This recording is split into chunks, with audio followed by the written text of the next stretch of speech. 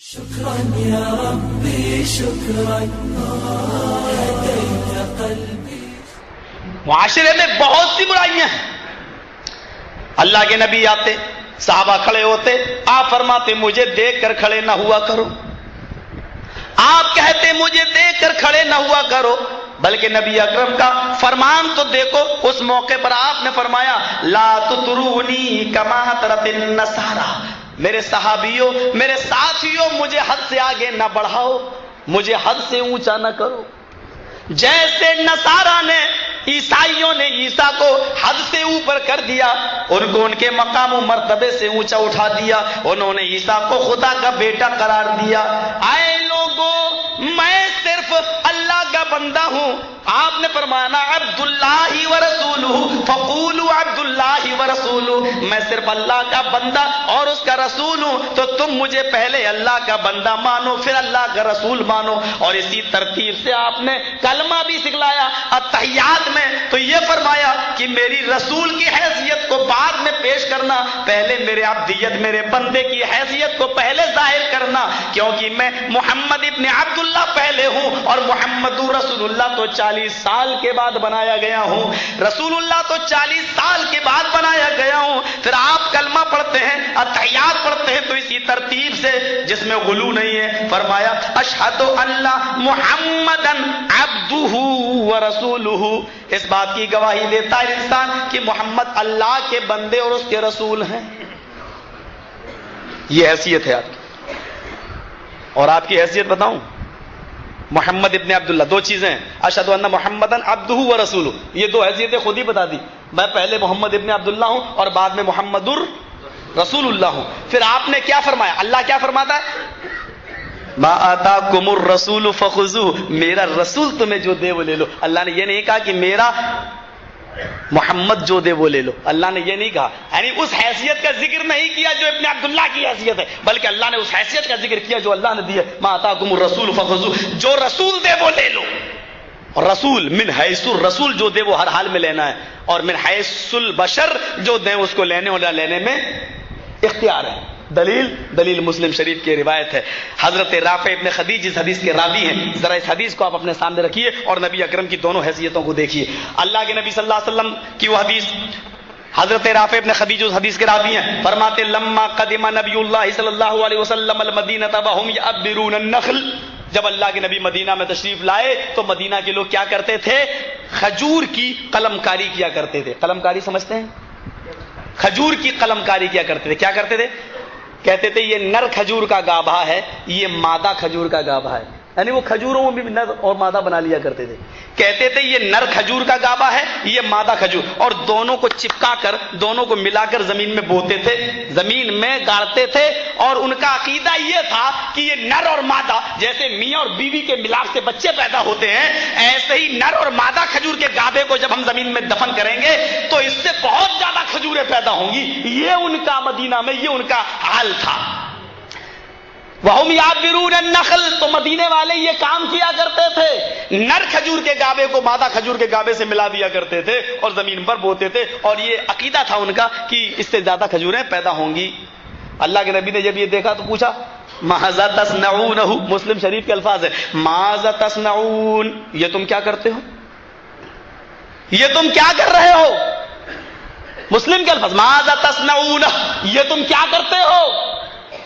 تو ان صحابہ نے بیان کیا کننا نصنعہ، ہم تو ایسا ہی کرتے چلے آ رہے ہیں. کننا داخل ہے فعل مضارع پر، یعنی یہ ہمارا کوئی آج کا معمول نہیں کہ آپ آئے. کننا نصنعہ، ہم تو ایسا کرتے چلے آ رہے ہیں باپ دادا کے زمانے سے، ایسا ہم برابر کرتے چلے آ رہے ہیں باپ دادا کے زمانے سے. کانا فعل مضارع پر داخل ہو جائے تو وہ استمرار، کنٹینیو، ریگولر. اور اسی لیے ہم کہتے ہیں کہ سورہ رفع الیدین کرنے کی حدیث اسی لیے ہے کانا یرفع رسول اللہ صلی اللہ علیہ وسلم یدیہ حسب منکبیہ، کیونکہ کانا داخل ہے. یعنی آپ نے کوئی ایک نماز ایسی نہیں پڑھی بلکہ کانا رسول اللہ صلی اللہ علیہ وسلم یرفع یدیہ، آپ کی ہر نماز رفع الیدین کے ساتھ ہوا کرتی تھی اور یہ عمل آپ کا برابر ہوا کرتا تھا. حضرت عائشہ فرماتی ہیں حتی لقی اللہ، اور آپ کا یہ عمل اس وقت تک رہا جب تک کہ آپ اللہ کو پیارے نہیں ہو گئے، اللہ سے ملاقات۔ اب وہ حدیث، وہ دلیل گئی تمہاری کہ پہلے بت لے کے آتے تھے اس لیے رفع الیدین کرتے تھے، بعد میں منع کر دیا۔ حضرت عائشہ نے کہا حتی لقی اللہ، آپ کی رفع الیدین کی نماز اس وقت تک پڑھی گئی جب تک کہ آپ اللہ کو پیارے نہیں ہو گئے۔ بچ کے نہیں جاؤ گے حدیث قرآن سے۔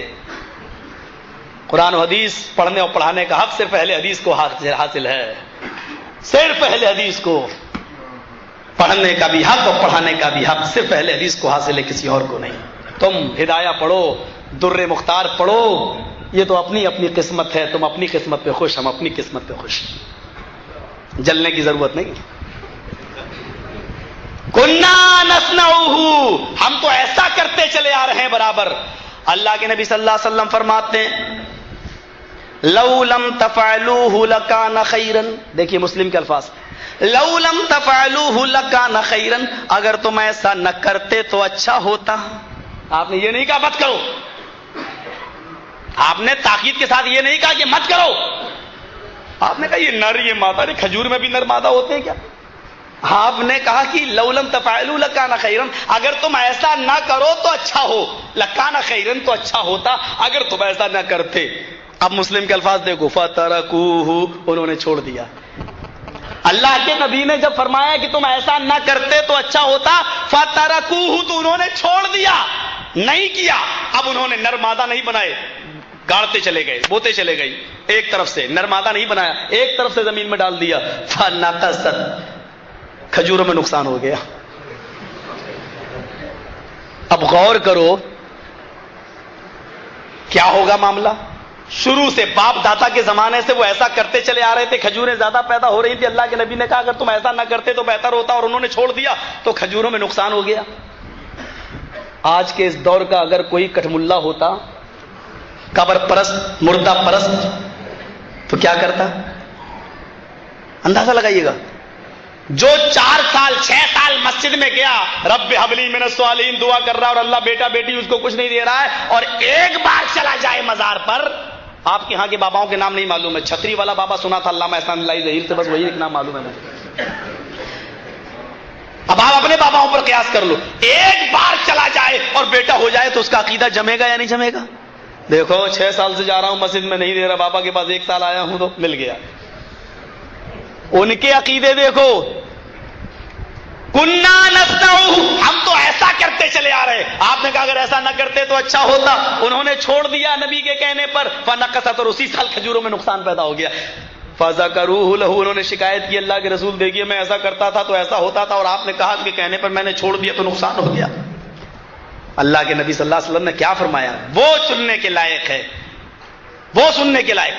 آپ نے فرمایا انما انا بشر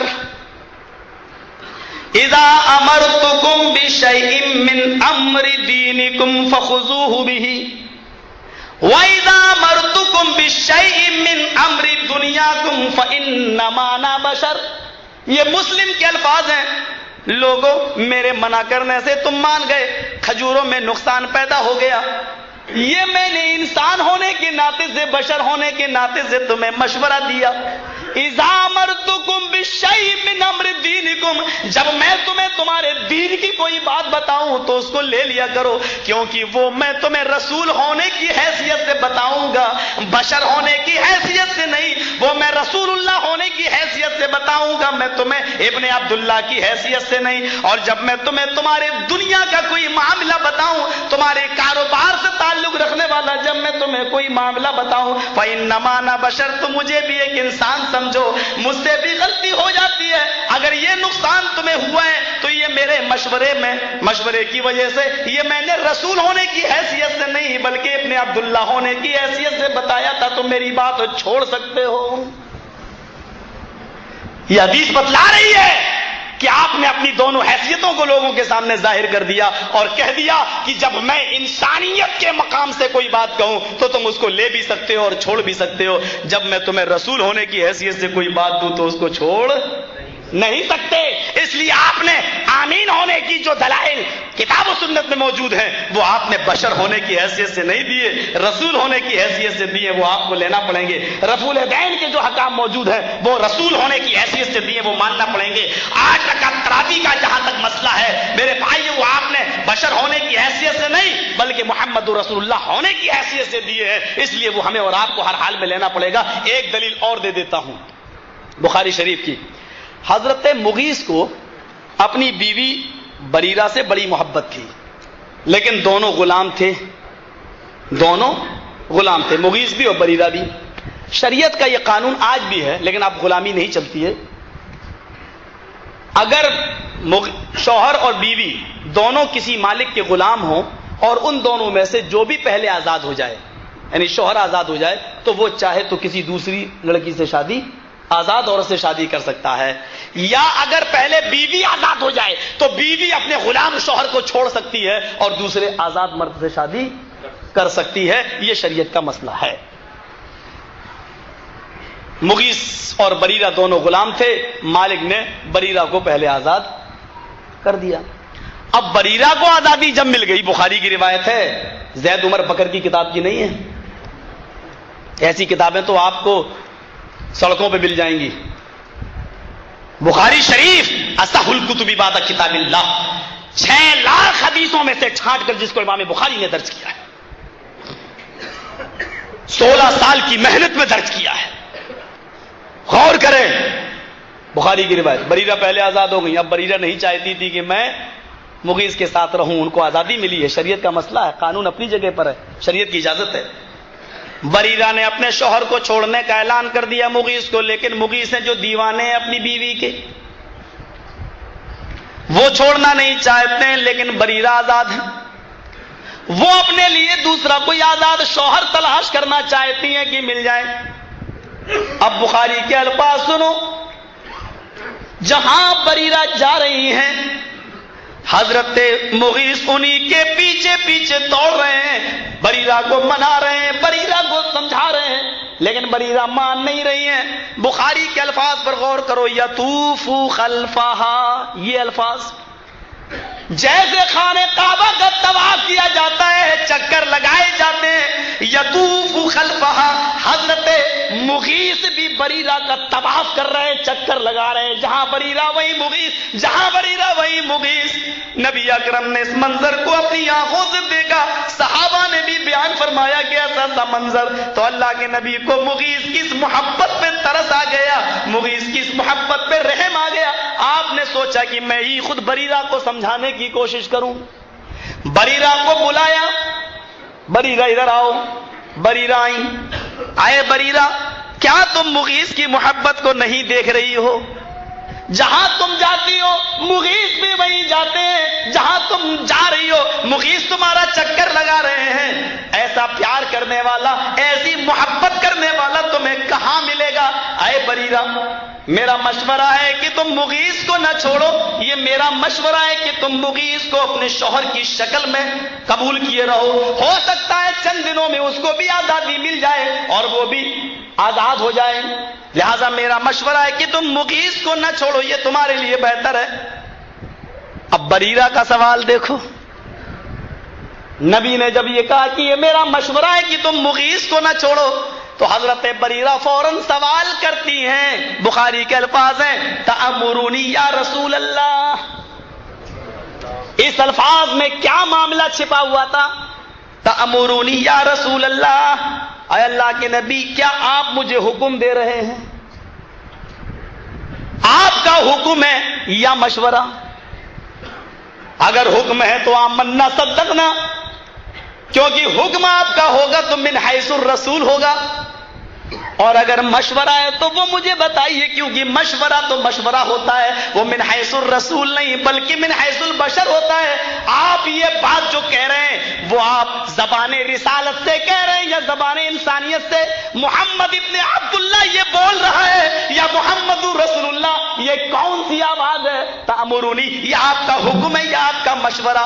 اللہ کے نبی کو بھی سچ بولنے میں ہچک نہیں آ رہی ہے، جھجک نہیں ہو رہی ہے، فوراً کہتے ہیں آئے بریرہ یہ میرا حکم نہیں ہے، انما انا اشفع، میں تو مغیث کی طرف سے سفارش کر رہا ہوں، میں تو صرف مشورہ دے رہا ہوں، شریعت کا قانون تو وہی ہے جو تم کر رہی ہو، آزاد تم چاہو تو شادی کر سکتی ہو، لیکن یہ میرا مشورہ ہے، یہ میرا مشورہ ہے کہ تم مغیث کو نہ چھوڑو، اور یہ میں تمہیں حکم نہیں دے رہا ہوں، یعنی میں رسول کی زبان سے نہیں بول رہا ہوں بلکہ انسان ہونے کے ناطے بول رہا ہوں، خیر خواہانہ مشورہ دے رہا ہوں۔ تو حضرت بریرہ کا جواب سنو، کہتی ہے اے اللہ کے نبی اگر یہ رسول کا حکم نہیں ہے، محمد ابن عبداللہ کا مشورہ ہے تو فلا حاجت لی فی، تو اس مشورے کی مجھے ضرورت نہیں ہے، آپ اپنا مشورہ اپنے پاس رکھیں، لا حاجت لی فی، کوئی ضرورت نہیں ہے مجھے یہ مشورہ دینے کی، آپ اپنے مشورے کو اپنے پاس رکھیں، یعنی میں یہ مشورہ نہیں مانوں گی، میں آزاد مرد کے ساتھ شادی کروں گی،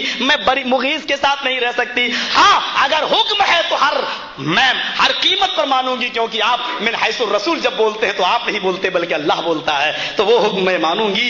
آپ نے کہا نہیں یہ میرا مشورہ ہے، تو یہ حدیث بخاری کی ہمیں بتلا رہی ہے کہ ہمارے نبی کے دو مقام ہیں، من حیث الرسول من حیث البشر۔ آج ہم نے من حیث الرسول بھی رسول کی بات کو نہیں مانا، من حیث البشر تو چھوڑ دو میرے بھائیوں، من حیث الرسول بھی ہم نے کوئی بات نہیں مانی۔ من تعلق تمیمۃ فقد اشرک، کیا ہے؟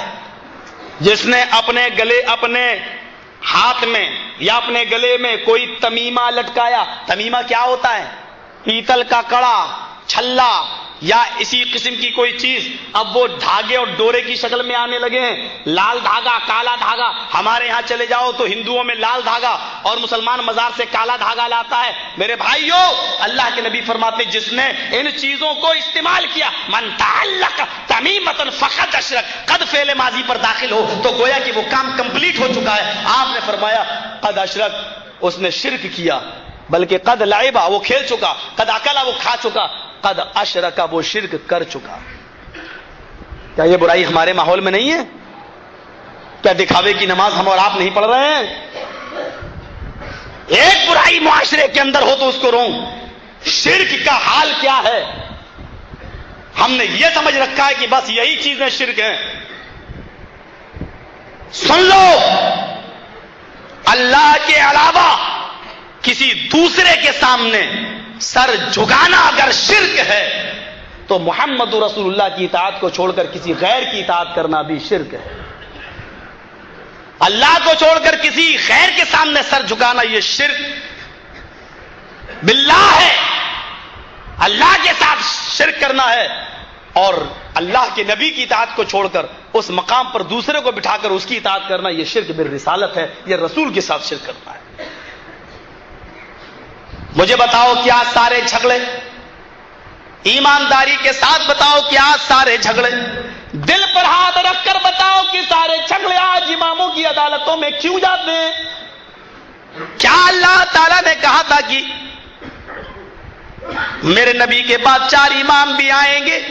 کیا اللہ کے نبی نے بھی فرمایا تھا کہ میرے انتقال کے بعد 4 امام بھی آئیں گے؟ اللہ کے نبی نے تو یہ فرمایا تھا من یعش منکم بعدی فسیری اختلافا کثیرا، جو میرے بعد زندہ رہے گا وہ بہت بڑا اختلاف دیکھے گا، بہت سے فرقے دیکھے گا، بہت سی جماعتیں دیکھے گا، بہت سے فرقے دیکھے گا، بہت بڑا اختلاف دیکھے گا۔ علیکم بسنتی وسنت الخلفاء الراشدین المہدیین، جب یہ اختلافات تمہارے درمیان ہو جائیں تو تم میری سنت کو اور خلفاء راشدین کی سنت کو مضبوطی سے پکڑ لو۔ آپ نے تو یہ فرمایا تھا کہ ترکت فیکم امرین لن تضلوا ما تمسکتم بہما، میں 2 چیزیں چھوڑ کر جا رہا ہوں، جب تک تم ان دونوں کو پکڑے رہو گے کبھی گمراہ نہیں ہوگے۔ میں نے بہرا پیر کے اندر بھی یہ بیان کیا تھا کہ اللہ کے نبی فرماتے ہیں کہ 2 چیزیں میں چھوڑ کے جا رہا ہوں، جب تک پکڑے رہو گے گمراہ نہیں ہوگے۔ آج ہم گمراہ ہیں، اس کا مطلب یہ ہے کہ ہم ان دونوں چیزوں کو مضبوطی سے پکڑے ہوئے نہیں ہیں۔ شرک برسالت بھی ہمارے یہاں ہے، اخلاقی برائیاں،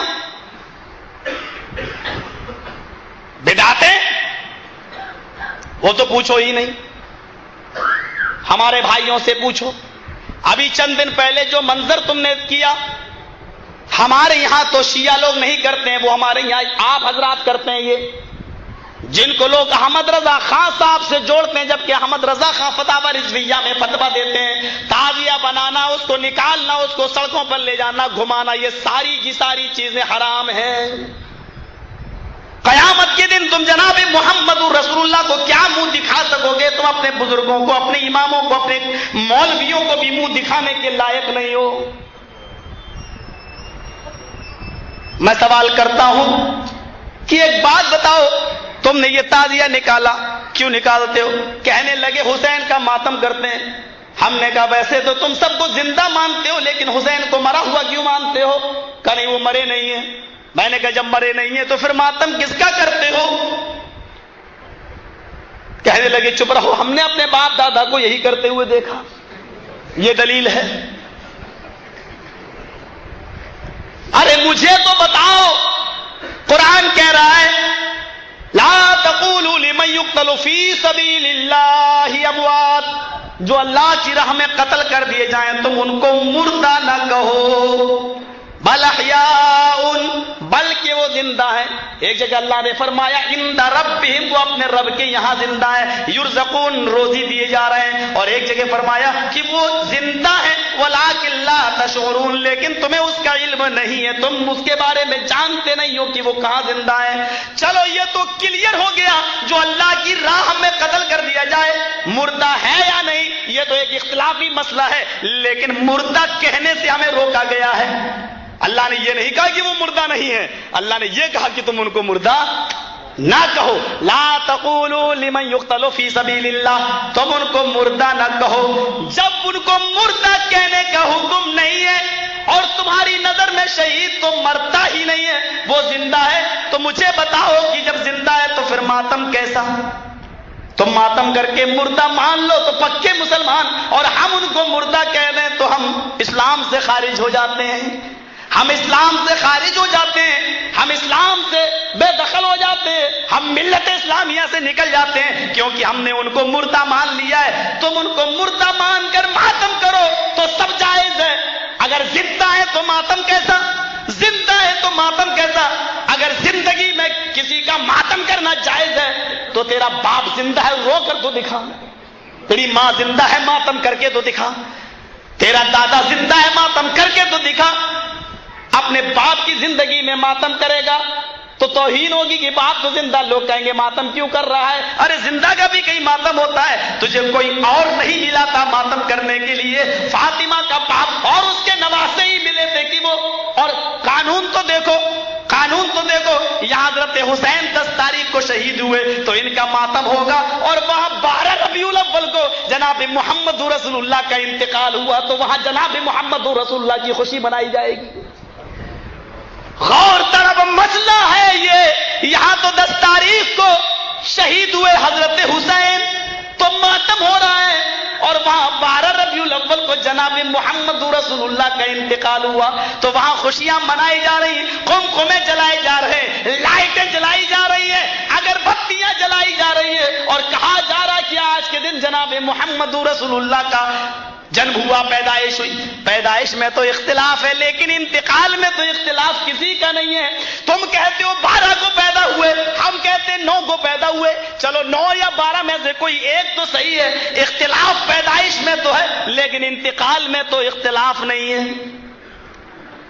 اور آپ کو ایک پوائنٹ کی بات بتاؤں، چلو میں نے مان لیا کہ 12 تاریخ کو پیدا ہوئے، چلو آپ کی بات سر آنکھوں پر، تو کبھی آپ نے اس حکمت پر بھی غور کیا کہ ایسا کیوں ہوا 12 ہی کو؟ آپ کو ایک پوائنٹ کی بات بتاؤں، اللہ کے نبی پیدا کس دن ہوئے؟ دن پیر، اور انتقال کس دن ہوا؟ پیر۔ پیدا بھی پیر کے دن ہوئے، انتقال بھی پیر کے دن ہوا۔ پیدا کس مہینے میں ہوئے؟ ربیع الاول۔ انتقال بھی کس مہینے میں ہوا؟ ربیع الاول۔ پیدا بھی 12 تاریخ کو ہوئے، انتقال بھی 12 تاریخ کو ہوا۔ آئے بریلوی کٹھ ملاؤ، کبھی تم نے غور بھی کیا ہے اس حکمت پر؟ 12 تاریخ کو آپ پیدا ہوئے پیر کے دن، پیر کے دن صرف میلاد ہی نہ بنانا، خوشیاں ہی نہیں منانا، یہ دن آپ کے انتقال کا دن ہے، اس کو بھی سامنے رکھنا۔ 12 ربیع الاول، اس مہینے کو صرف خوشی کا مہینہ ہی نہیں بنانا۔ اگر اس مہینے میں سورج چمکا تھا تو اسی مہینے میں سورج غروب بھی ہوا تھا، اس لیے خوشیاں اتنی نہ منانا کہ غروب ہونے کا، انتقال ہونے کا غم بھول جاؤ۔ 12 تاریخ کو بھی قمقمے اور لائٹ جلا کر اتنا خوش نہ ہونا کہ 12 ربیع الاول کو جناب محمد رسول اللہ کا انتقال ہوا۔ اس تاریخ میں امام حسین 10 تاریخ کو پیدا ہوئے تو تم شہادت مناتے ہو، ماتم کرتے ہو۔ میں پوچھتا ہوں کہ 12 ربیع الاول کا دن تھا اور حضرت فاطمہ چیختی جا رہی تھی۔ امام بخاری اس روایت کو لاتے کہ 12 ربیع الاول کا دن نبی اکرم کی روح نکل چکی ہے قبض عنصری سے، اور حضرت فاطمہ چیخ چیخ کر کہتی جا رہی ہے، واہ کر بابا من عجاب رب بندہ، واہ کر بابا من جنت الفردوس مأوا، واہ کر بابا الا جبریل لنا۔ ہائے میرے ابو، آپ کو اللہ نے بلایا اور آپ نے اس دعوت کو قبول کر لیا۔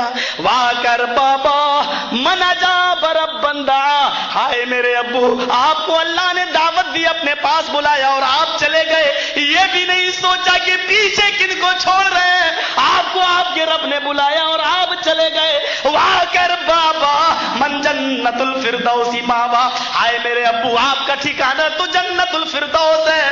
واہ کر بابا الا جبریل لنا، آئے میرے ابو، اب جبرائیل کس کے پاس آئیں گے قرآن لے کر، اب کس کے پاس آئیں گے وحی لے کر؟ میں جبرائیل کو بلاتی ہوں اور آپ کے انتقال کی خبر دیتی ہوں، میں جبرائیل کو بلاتی ہوں اور ان کو بتا دیتی ہوں، آئے جبرائیل اب نانا محمد رسول اللہ اس دنیا میں نہ رہے۔ وہاں 12 ربیع الاول کو حضرت فاطمہ کا یہ حال ہے، یہ حال ہے، اور تم 12 ربیع الاول کو لائٹیں جلاتے ہو، قمقمے جلاتے ہو۔ مجھے بتاؤ تو صحیح، حضرت فاطمہ کے غم میں تم شریک کیوں نہیں ہوئے؟ سوال کرنا تو ہمیں بھی آتا ہے، لیکن مجھے معلوم ہے کہ اس کا جواب تم کیا دو گے۔ تمہارے یہاں کے مولوی تو انڈیا کے مولویوں سے خطرناک ہیں۔ ہمارے ہاں اگر یہ سوال کر دیں تو لوگ کہیں گے کہ مولوی جرجیز کی تقریر میں نہ جانا، نکاح ٹوٹ جائے گا۔ یہ جواب ہوگا۔ تمہارے یہاں میرے ان سوالوں کا جواب کیا ہوگا اللہ ہی بہتر جانے، کیونکہ یہاں تو بغیر ٹیٹی اور لانچر کے بات ہی نہیں ہوتی ہے۔ میں نہیں جانتا ہوں اس سوال کا جواب تمہاری نظروں میں کیا ہوگا، اللہ بہتر جانے، لیکن میرا سوال پھر بھی باقی رہے گا، میرے مرنے کے بعد بھی باقی رہے گا۔ مجھے اتنا بتا دو، امام حسین شہید ہوئے، ان کی شہادت کا غم تم آج تک منا رہے ہو اس لیے کہ حسین کی بیوی نے منایا، حسین کے بیٹے نے منایا، تو تم آج تک منا رہے ہو۔ میں پوچھتا ہوں کہ محمد رسول اللہ کے انتقال کا غم ان کی بیٹی بنا رہی ہے، تو تم کیوں نہیں بنا رہے ہو؟ ان کے غم میں تم شریک کیوں نہیں ہوئے ہو؟ اور غم بھی ایسا جو تھوڑا بہت نہیں ہے۔ حضرت فاطمہ سے سنو کہ غم کیسا ہے، کہتی ہے صبت علی الایام، اگر وہ غم جو نبی کے انتقال کے بعد میرے اوپر ٹوٹے ہیں، غم جو میرے اوپر آئے ہیں، اگر یہ غموں کے پہاڑ کسی دن کے اوپر ڈال دیے جائیں تو دن بھی رات میں بدل جاتے، اگر یہ غم کسی پہاڑ کے اوپر ڈال دیے جائیں تو پہاڑ بھی ریزہ ریزہ ہو جائے، یہ غم ہے۔ اور ان کی بیٹی بتلا رہی ہے، ان کی بیٹی کہہ رہی ہے اس غم میں آئے بریلوی مولویوں، مجھے اتنا بتاؤ فاطمہ کے غم میں 12 ربیع الاول کے اندر تم شریک کیوں نہیں ہوئے؟ ہم اہل حدیثوں سے پوچھو گے تو ہمارے پاس تو ایک ہی جواب ہے، 3 دن سے زیادہ ماتم کرنا جائز ہی نہیں ہے، 3 دن سے زیادہ غم کرنا جائز بھی نہیں ہے۔ ہم تو ایک ہی جواب دیں گے، اور یہ طریقہ، یہ اصول بھی ہم نے سیکھا ہے تو جناب محمد رسول اللہ صلی اللہ علیہ وسلم کی تعلیم سے سیکھا ہے۔ تم تو مانتے ہی نہیں ہو، تم بتاؤ کہ تمہارا جواب کیا ہوگا۔ حسین کا ماتم اب تک کیے آ رہے ہو، حالانکہ وہ زندہ بھی ہے تمہاری نظروں میں، پھر بھی ماتم کرتے چلے آ رہے ہو۔ مجھے بتاؤ کہ جناب محمد رسول اللہ کا غم فاطمہ منا رہی ہیں. حضرت عائشہ جن کی شادی ہوئی، مسند احمد کی صحیح روایت ہے، حضرت عائشہ کی شادی ہوئی، پہلی رات ہے، نبی اکرم کے ساتھ لیٹی ہوئی ہیں، بستر پہ سو رہی ہے. رات میں خواب دیکھتی ہے کہ آسمان پر 3 چاند چمک رہے ہیں. تینوں چاند بہت زیادہ چمک رہے ہیں، لیکن ایک چاند بہت زیادہ روشن ہے، دوسرا اس سے کم، تیسرا اس سے کم. اما عائشہ خواب دیکھتی ہے کہ سب سے زیادہ جو چاند چمک رہا ہے وہ ٹوٹ کر میرے حجرے میں گرا. پھر دوسرے نمبر پر تھوڑی دیر بعد چاند ٹوٹا، وہ میرے حجرے میں گرا. پھر تیسرے نمبر پہ چاند ٹوٹا، وہ میرے حجرے میں گرا. صبح ہوئی، اپنے نبی سے، اپنے شوہر سے یہ خواب پوچھنا چاہتی ہے، لیکن ہمت نہیں پڑی کہ میرے نبی، ابھی نئی نئی بیوی ہوں، چلو پھر کبھی پوچھ لوں گی، ابھی تو زندگی بھر رہنا نبی کے ساتھ. حضرت ابو بکر آئے، کہنے لگے بیٹی آیا عائشہ، تجھے تیری ماں یاد کر رہی ہے. اللہ کے نبی سے کہتے ہیں آپ کی اجازت ہو تو میں عائشہ کو گھر سے لے جاؤں اور اپنی بیوی سے، اس کی ماں سے ملا لاؤں، شام کو پھر آپ کے گھر چھوڑ دوں گا. فرمایا آپ کی بیٹی بھی ہے، لے جاؤ. حضرت عائشہ کو لے گئے. حضرت عائشہ اپنی ماں اور باپ کے ساتھ کھانا کھا رہی ہیں اور کہتی ہیں ابو جان آپ کو بھی تو خواب کی تعبیر کا علم ہے، آپ ہی بتا دیجئے. آج کی رات میں نے خواب دیکھا ہے کہ سب سے زیادہ چمکنے والا چاند ٹوٹ کر میرے حجرے میں گرا. حضرت ابو بکر صدیق کی آنکھوں میں آنسو آ گئے. کہا عائشہ کیا تم نے اس خواب کو جناب محمد رسول اللہ سے بیان تو نہیں فرما دیا؟ فرمایا نہیں. کہا میری بیٹی نبی اکرم سے اس خواب کی تعبیر نہ پوچھنا، جب یہ تیرا خواب پورا ہوگا تو میں خود تجھے بتا دوں گا، میں تجھے بتا دوں گا. حضرت عائشہ جب اللہ کے نبی کے پاس آئی تو عمر تھی 9 سال. پھر خواب دیکھتی ہے 10 سال کی ہو گئی، 11 کی، 12 کی، 13 کی، 14 کی، 15 کی، 16 کی، 17 کی، اور جب 18 کی ہوئی تو جناب محمد رسول اللہ کا انتقال ہو گیا. 9 سے 18 سال، پورے 10 سال وہ جناب محمد رسول اللہ کی خدمت میں رہی. وہ بھی اس خواب کو بھول گئی کہ کب میں نے دیکھا تھا اور اس کا تذکرہ نہیں کیا. آج جناب محمد رسول اللہ کو دفن کیا جا رہا ہے، مٹی دی جا رہی ہے اور صحابہ کرام اس مٹی کو دینے کے بعد واپس آ جاتے ہیں. حضرت عائشہ صبح ہو کر بیٹھی ہوئی ہے، اپنے شوہر کی قبر کو دیکھ رہی ہیں، اپنے پیارے سرتاج کی قبر کو دیکھ رہی ہیں. حضرت ابو بکر صدیق اپنی بیٹی کے پاس آتے ہیں. بیٹی نے آنسو پوچھے، گویا کہ وہ اپنے باپ کو یہ بتانا چاہتی ہیں کہ میں رو نہیں رہی ہوں، میں غم نہیں کر رہی ہوں. حضرت ابو بکر کہتے ہیں ہاں میری بیٹی کیا بات ہے؟ کہا کہ مجھے کچھ خوشیاں ملی ہیں. کہا کیا خوشیاں ملی ہیں عائشہ؟ کہا آئے ابو جان اللہ کے نبی کا انتقال پیر کے دن میری باری کا دن تھا، میری باری تھی، میری باری کے دن نبی کا انتقال ہوا، یہ مجھے خوشی ملی ہے. میرے نبی کی روح قبض سے انصری سے پرواز ہوئی، اس وقت آپ میری ران کے اوپر لیٹے ہوئے تھے، یہ خوشی مجھے ملی ہے. آپ نے مسواک کی، ٹائٹ تھی، میں نے اس کو اپنے دانتوں سے نرم کر دیا اور پھر میں نے اللہ کے نبی کو دے دی. آخری وقت میں میرا لعاب اللہ کے نبی کے لعاب سے مل گیا، یہ خوشی بھی مجھے ملی. فرمایا بیٹی یہ خوشیاں تجھے مبارک ہو، میں تو اپنا وعدہ پورا کرنے آیا. آج سے 10 سال پہلے جب تو کھانا کھا رہی تھی میرے ساتھ اور تو نے خواب بیان کیا تھا، میں نے کہا تھا کہ اللہ کے نبی سے خواب کی تعبیر نہ پوچھنا، جب یہ خواب پورا ہوگا تو میں بتا دوں گا. عائشہ تو نے اپنے نبی کے حجرے میں جو 3 چاند چمکتے ہوئے دیکھے تھے، سب سے زیادہ چمکنے والا چاند سب سے پہلے ٹوٹ کر تیرے حجرے میں گرا. عائشہ یہ وہی چاند تھا جناب محمد رسول اللہ صلی اللہ علیہ وسلم جو ٹوٹ کر تیرے حجرے میں گرا. اب تو اپنی نظروں سے 2 چاند اور دیکھے گی جو تیری زندگی میں ٹوٹیں گے اور اسی حجرے کے اندر دفن ہوں گے. جہاں غم کا یہ عالم تھا، جہاں غم کا یہ عالم تھا، میں پوچھنا چاہتا ہوں تم سے کہ تم حضرت عائشہ کے اس غم میں شامل کیوں نہیں ہو؟ میرے بھائیوں سوال اتنے ہوں گے کہ تم شرم سے سر جھکا لو گے. حقیقت یہ ہے کہ امام حسین کا ماتم کر کے لوگوں کی نظروں میں تم بچنا چاہتے ہو، یہ بتانا چاہتے ہو کہ مجھے جب نبی کے نوازے سے اتنی محبت ہے تو نبی سے کتنی ہوگی. حالانکہ پس پردہ تم نبی کے انتقال پر خوشیاں مناتے ہو، اور جو شخص نبی کے انتقال کے دن خوشیاں مناتا ہو اس سے زیادہ گستاخ رسول کون ہوگا؟ اس سے زیادہ محبت رسول پر کلنک لگانے والا اور داغ لگانے والا کون ہوگا؟ میرے بھائیوں میں پوچھنا چاہتا ہوں، چلو عید کا دن ہے، خوشی کا دن ہے، لیکن آج کے دن اگر باپ کا انتقال ہو جائے تو آپ بتائیے نئے کپڑے پہنو گے؟ آپ بتائیے کہ آپ خوشیاں مناؤ گے؟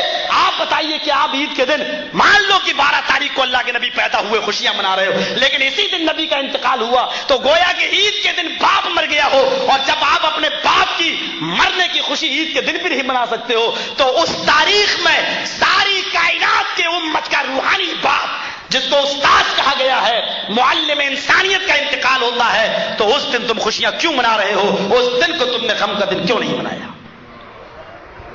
ایک بدعتی خرابی ہمارے معاشرے کے اندر یہ آئی ہے، سنا ہے، اللہ کرے کہ یہ بات جھوٹی نکلے، ہم اہل حدیثوں میں بھی ایک برائی پائی جاتی ہے، جب کسی کا انتقال ہو جاتا ہے تو دوسرے دن ایک کھانا چلتا ہے ہمارے یہاں، مسافری کھانا۔ یہ لفظ میں نے پہلی بار سنا ہے یہاں، مسافری کھانا، میں نے حدیث کی کسی کتاب میں نہیں پڑھا، اور یہ بری رسم تو ہمارے انڈیا کے یہ کٹھ ملا بھی نہیں کرتے ہیں، یہ بھی نہیں کرتے ہیں، جو آج بری رسم ہم اہل حدیثوں کے اندر رائج ہو گئی۔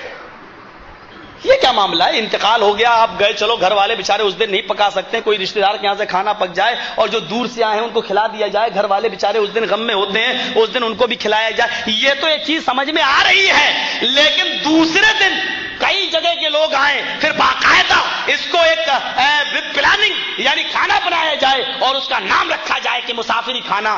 اسی طریقے سے حج کا کھانا، حاجی صاحب حج کر کے آئے، کمپلسری کر دیا کہ اب کھانا کھلاؤ، کہیں ثابت تو نہیں ہے؟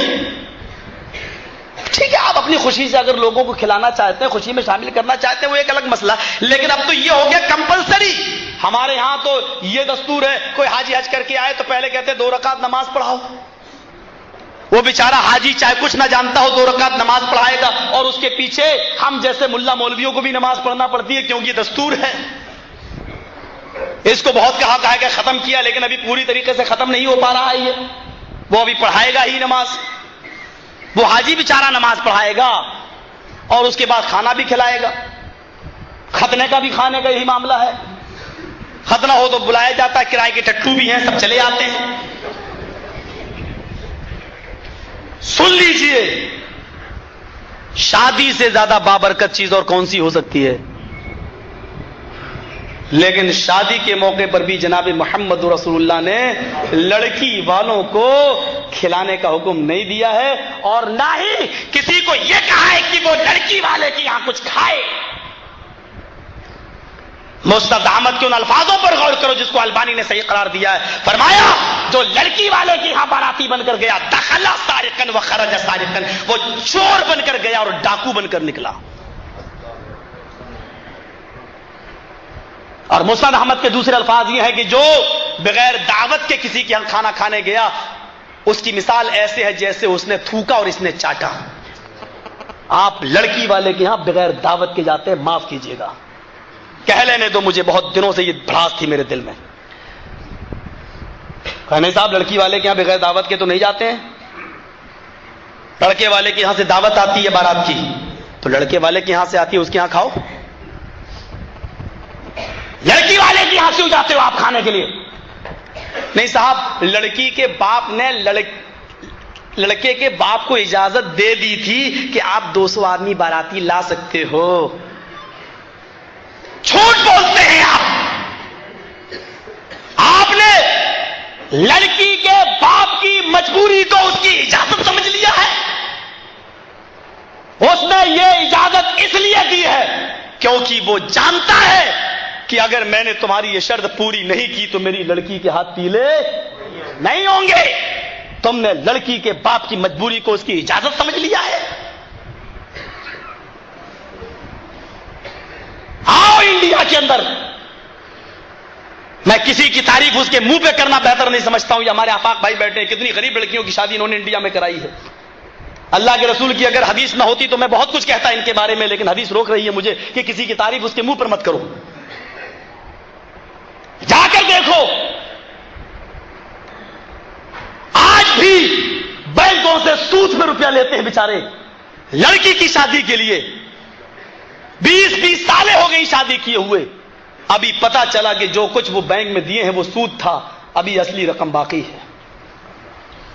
अब ये लड़की का बाप खुदकुशी नहीं करेगा तो क्या करेगा? अल्लाह के नबी तो फरमाते हैं शादी को इतना आसान कर दो, इतना आसान कर दो कि जिनाकारी मुश्किल हो जाए। इस हिकमत पर गौर करो।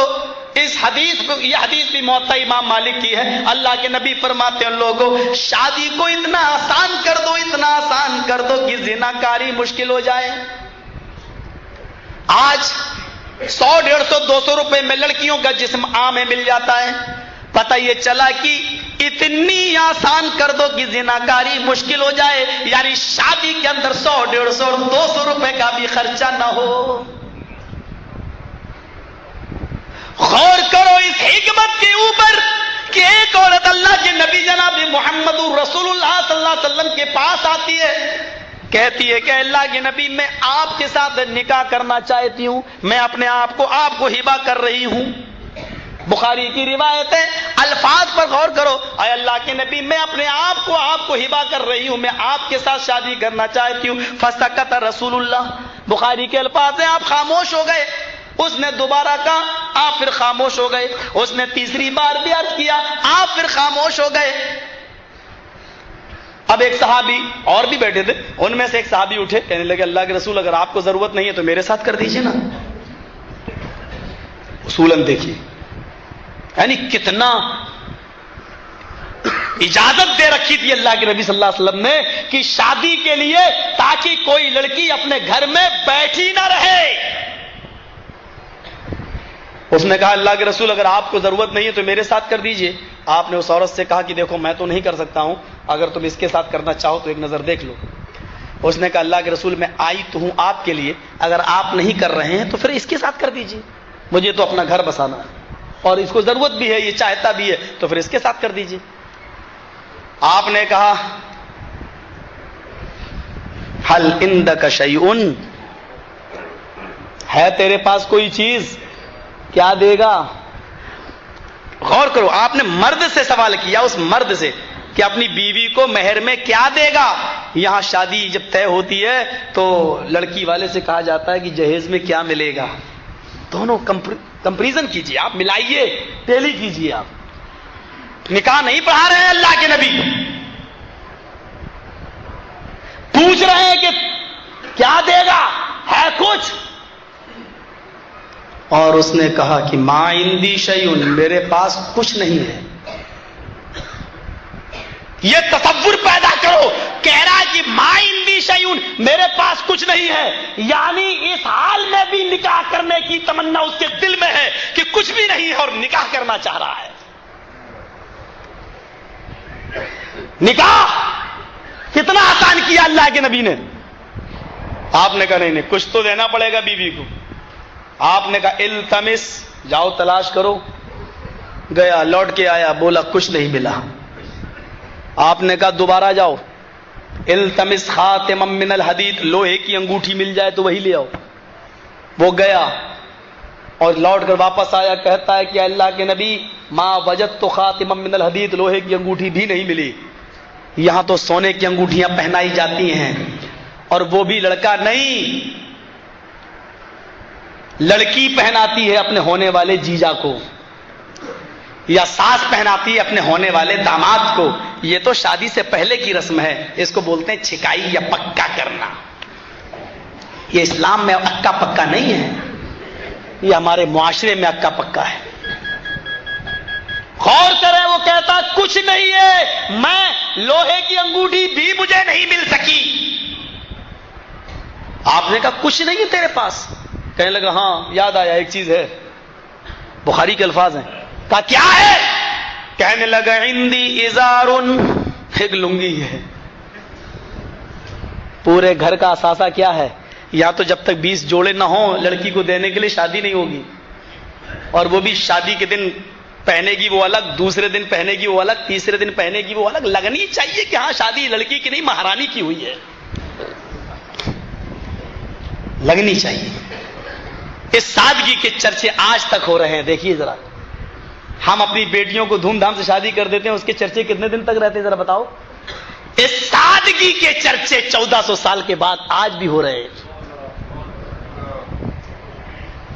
کہا اللہ کے رسول ایک لنگی ہے، کیا کرتے ہو؟ سوتا ہوں تو باندھ لیتا ہوں، پہن لیتا ہوں. آپ نے فرمایا اپنی بیوی کو مہر دے دو گے؟ بولا آدھی دے دوں گا، پوری نہیں دے سکتا.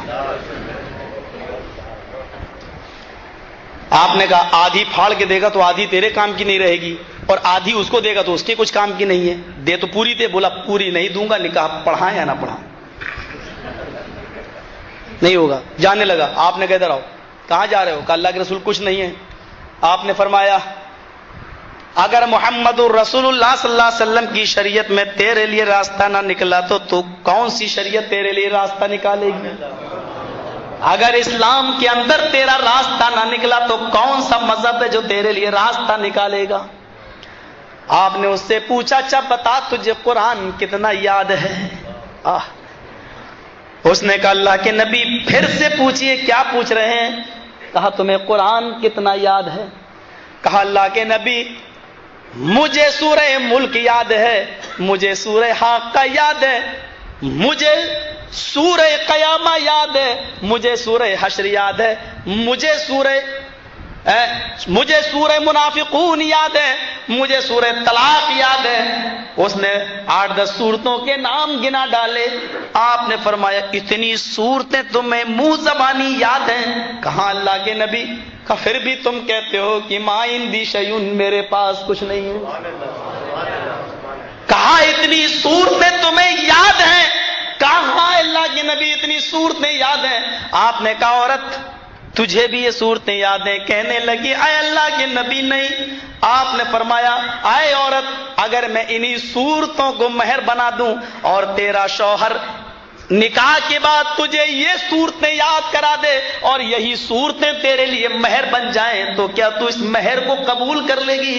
کھڑی ہو گئی، چیخ کر کہتی ہے اے اللہ کے نبی جس عورت کے نکاح میں قرآن کی صورتیں مہر بن جائیں اس سے زیادہ بابرکت اور پاکیزہ نکاح کس کا ہو سکتا ہے؟ کیا تعلیم دی تھی جناب محمد رسول اللہ صلی اللہ علیہ وسلم نے. پوچھ رہے ہیں کہ مہر دینے کے لیے کیا ہے؟ جب تک مہر متعین نہیں ہو گیا نکاح نہیں پڑھایا. ابھی اگر میں 80 سال کے بڈھوں کو کھڑا کر کے پوچھوں مہر دیا تو کہیں گے نہیں. ابھی تک اگر پوچھوں تو کہیں گے نہیں. مسئلہ یاد رکھو، میں اس طریقے کی بات کہنے نہیں چاہتا تھا لیکن آج جب جذبات کی راہ میں بہہ رہا ہوں تو کہہ دیتا ہوں بغیر مہر دیے ہوئے آپ کی بیوی آپ کے لیے حلال نہیں ہے. نوٹ کر لو میری بات کو.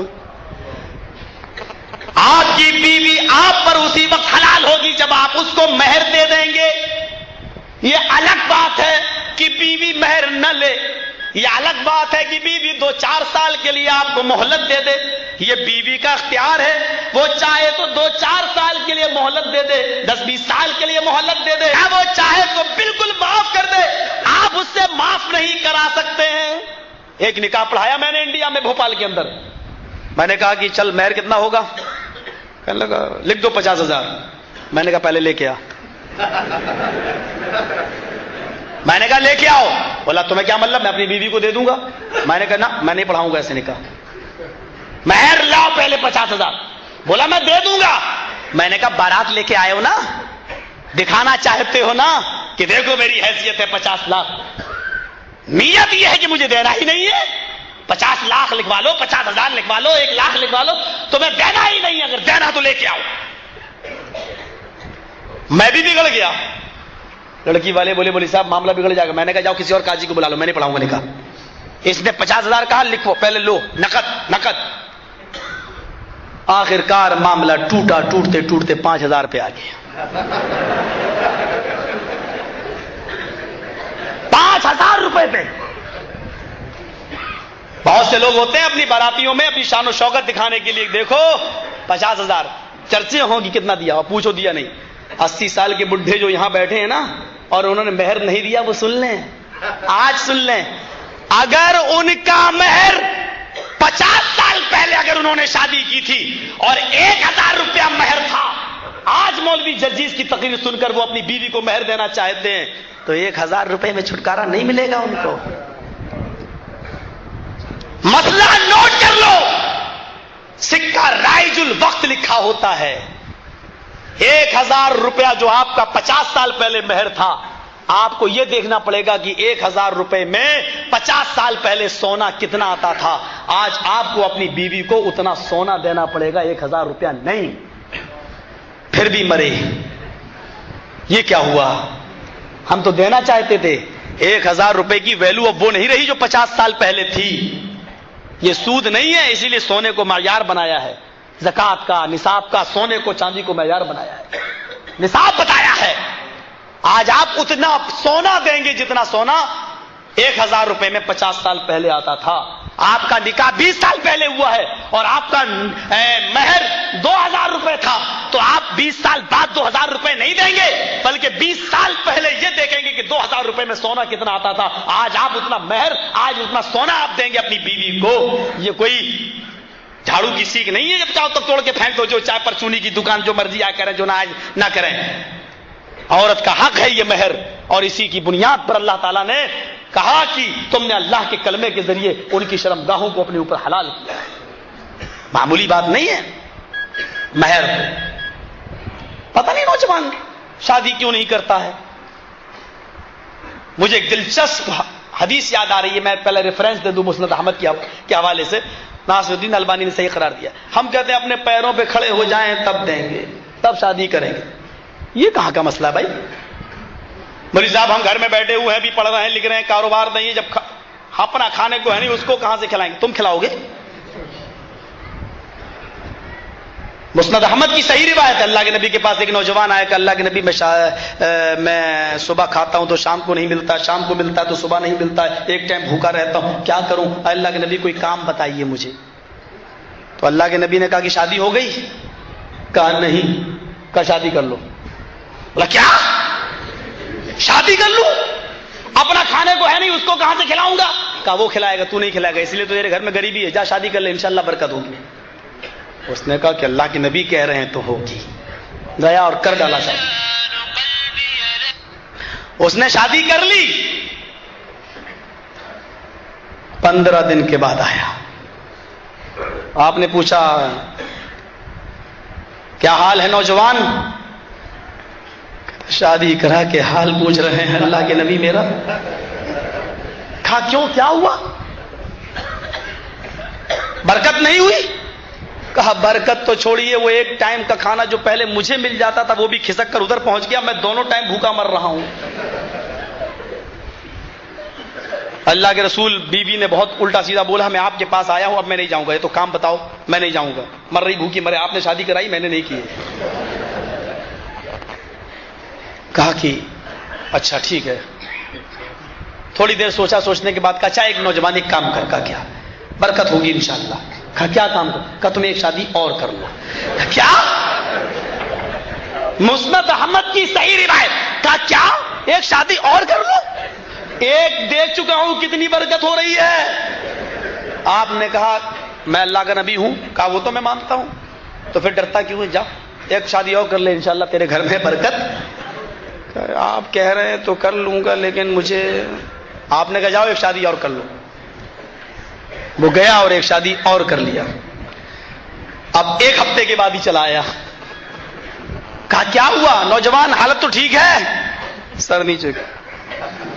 आपने कहा अरे बात बताओ, सर नीचे क्यों किए हो? बरकत नहीं हुई? कहा अल्लाह के रसूल ये बरकत का लफ्ज आप मत निकालिए, आप बरकत बरकत कहते हैं, मेरे दिल की हरकत बंद हो रही है। एक नहीं दो, मैं दोनों टाइम भूखा मर रहा हूं, बरकत तो है ही नहीं। उनको भी खिलाना पड़ रहा है, अब तलाक भी नहीं दे सकता हूं, क्या करूं अब? अभी भी बरकत नहीं हो रही। कहा नहीं। अब आपने कहा अच्छा ठीक है जाओ, कल आना तुम, मैं तुम्हारे लिए कोई काम ढूंढता हूं। देखिए अल्लाह के रसूल कल मैं आऊंगा, काम ढूंढ के रखना। कहा ठीक है मैं काम तलाश करूंगा। अपनी बीवियों के पास गया, बीवियों ने कहा कमा के लाए हो? कहा नहीं। कहा आज कमरे में नहीं सोगे, बाहर सो जाओ। बाहर सोया, चटाई बिछाकर सोया। दोनों बीवियों ने अपने करीब नहीं आने दिया। सुबह होके गया, अल्लाह के रसूल बाहर सोया हूं। कहा अच्छा ये नौबत आ गई, कहां? कहा आप काम बताइए, मैं नहीं जाऊंगा, नहीं तो आप खिलाइए। आपने कहा मैंने सोच लिया है। कहा क्या? कहा नौजवान तू एक शादी और कर ले। اب میں چوتھی شادی کے لیے نہیں کہوں گا تجھ سے تیسری کر، اس کے بعد اگر تیرے گھر میں برکت نہیں ہوئی تو میں بیت المال سے کہیں سے بھی تیرا انتظام کروں گا جا، میں چوتھی کے لیے نہیں اللہ کے نبی اب نہیں کروں گا۔ کیا اوپر اٹھانے کا پلان ایک دم؟ کہا نہیں جا تو شادی کر، جا برکت ہوگی انشاءاللہ۔ کہا کیا بہت، جب اللہ کے نبی نے کہا دیکھیے چوتھی نہیں کروں گا میں، کہا نہیں کرنا، جا، گیا اور اس نے تیسری کر لی۔ اب 1 مہینے کے بعد آیا، آپ نے کہا پہلی شادی کی تو 15 دن کے بعد آئے، دوسری تو 1 ہفتے کے بعد، اور تیسری تو 1 مہینے کے بعد، کیوں؟ کیا بات، کیسا حال ہے؟ کہا اللہ کے رسول بڑے مزے سے گزر رہی ہے۔ کہا کیوں؟ کہا وہ تیسری عورت جس سے میں نے شادی کی نا، کہ ہاں تو، کہا وہ کھجور کے جو پتے ہوتے ہیں ان پتوں سے چٹائی بننا جانتی ہے، وہ یہ ہنر جانتی ہے، ان پتوں کو اکٹھا کر کے اس کی چٹائی بناتی ہے، وہ دن بھر میں 1 چٹائی بنا لیتی ہے، 1 درہم مل جاتا ہے، پورے گھر کا خرچہ چلتا ہے۔ اس نے یہ ہنر میری 2 اور بیویوں کو بتا دیا، اس لیے 3 درہم کی آمدنی ہو رہی ہے، 1 خرچ ہو رہا، 2 بچ رہے ہیں۔ کہا کہ تم کیا کر رہے ہو؟ کہا کچھ نہیں، میں تو بیٹھا رہتا ہوں، کام کرنے کی اب کیا ضرورت ہے، اب کیا ضرورت ہے کام کرنے کی، بیویاں کما رہی۔ آپ نے کہا بیویوں کی کمائی پر کب تک پھولو گے؟ تو کیا کروں؟ کہا جو تیری بیوی کام جانتی ہے نا اس سے تو بھی سیکھ لے، برکت ہوگی، 4تھا درہم بھی آئے گا، اور خدا نہ خواستہ اگر کسی عورت نے طلاق لے لی تو کم سے کم تو اپنی محنت خود تو کر سکتا ہے۔ کہا کہ دیکھا اب آپ کام بتا رہے ہیں کہ تو بھی سیکھ لے، پہلے آپ نے کیا کہا کہ شادی کر لے، آپ نے کہا میں نے کہا تھا برکت ہوگی، ہوئی؟ کہا یہ تو ہوئی ہے اللہ کے نبی صلی اللہ علیہ وسلم۔ تو میرے بھائیوں آج ہمارے یہاں لڑکیاں بیٹھی ہوئی ہیں 30 سال 35 سال 25 سال کی، ہم شادی نہیں کر رہے ہیں، لڑکے بیٹھے ہوئے 35 سال 40 سال شادی نہیں، ابھی پیروں پہ کھڑا نہیں ہوا ہے۔ اس نوجوان کی طرف نظر ڈالو میرے بھائیوں، شادی جب ہوتی ہے تو لڑکی جب اپنے سسرال مائکے سے سسرال آتی ہے تو اللہ کی قسم برکتوں کے دروازے کھل جاتے ہیں۔ لڑکی جب دلہن بن کر ہمارے گھر میں آتی ہے تو برکت لے کے آتی ہے، لیکن اس برکت کو ہمارے جہیز کی ڈیمانڈ نے چاٹ لیا ہے، اور جہیز کی لعنت نے اس برکت کو ختم کر دیا ہے۔ میرے بھائیوں آج یہ برکت ہمارے گھروں سے اٹھی تو جہیز کی لعنت کی وجہ سے اٹھی۔ بہت پہلے میں نے آپ کو بتایا تھا، آج بتا دوں، پٹنہ کی سرزمین ہے، میں نے اپنی آنکھوں سے دیکھا ہے ان 14 لاشوں کو جو اس جہیز کی وجہ سے ہوئے ہیں، ایک ساتھ 14 لاشیں اٹھی ہیں، ایک مرد ایک عورت، دونوں یہ میاں بیوی اور ان کے 12 بچے، ایک ہی گھر کی 14 افراد پر مشتمل یہ فیملی، 12 لاشیں بچوں کی اور 2 میاں بیوی کی، ایک ساتھ اٹھے جنازے، ایک ساتھ رکھے گئے۔